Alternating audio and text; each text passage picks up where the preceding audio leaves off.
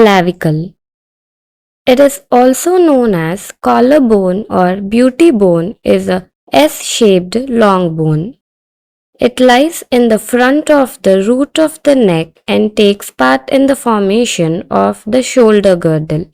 The peculiarities of the clavicle are as follows. It is the first bone to start ossification and it is also the last bone to complete the ossification.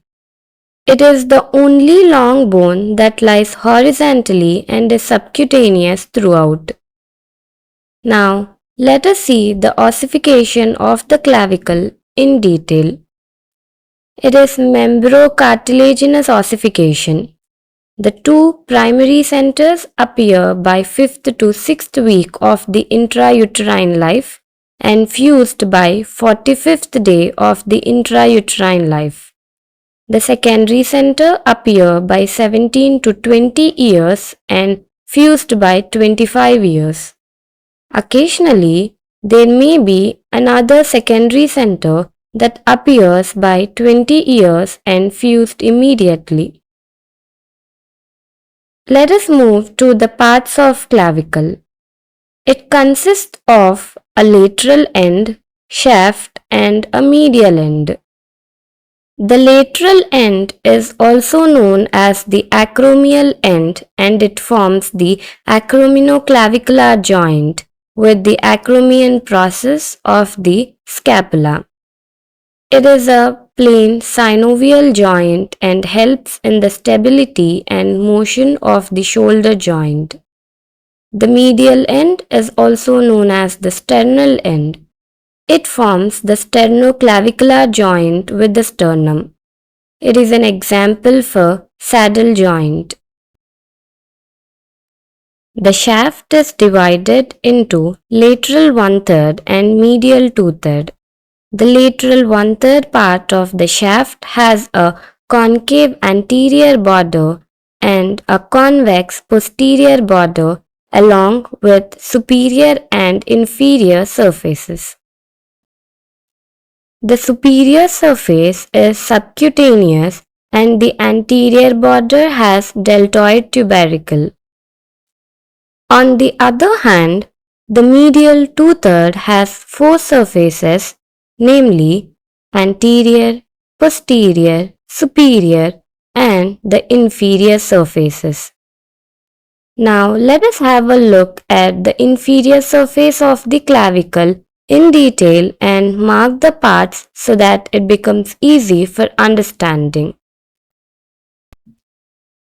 First, let us mark the deltoid tubercle which is present on the anterior border of lateral 1/3 of the shaft.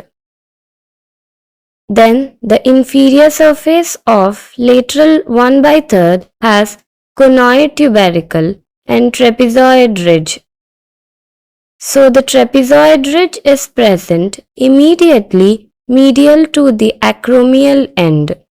The trapezoid ligament attaches here.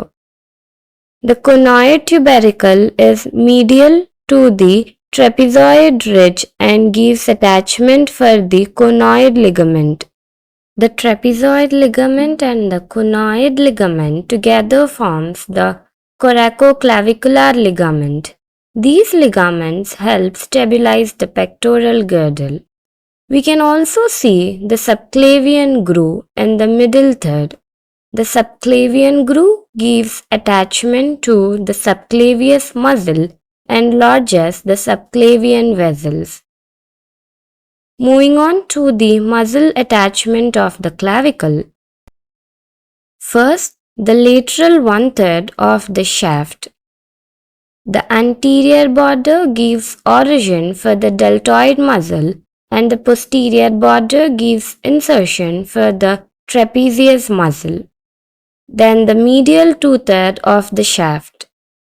The anterior surface gives origin for the pectoralis major muscle. The superior surface gives origin for the sternocleidomastoid and the posterior surface gives origin for sternohyoid muscle. The functions of the clavicle are to prevent shoulder from drooping. Protection transmits weight, provides attachment for the muscles and ligaments. By suspending the scapula away from the trunk, it provides maximum freedom of motion. At last, we move to the clinical anatomy related to the clavicle. Due to its subcutaneous position, it is one of the most commonly fractured bone of the body. Cleidocranial dysostosis is a rare congenital disorder where there is underdeveloped or missing collarbone. It is due to a mutation in a gene on chromosome 6. This leads to increased range of shoulder movement. So, that wraps up a high-yield overview about the clavicle.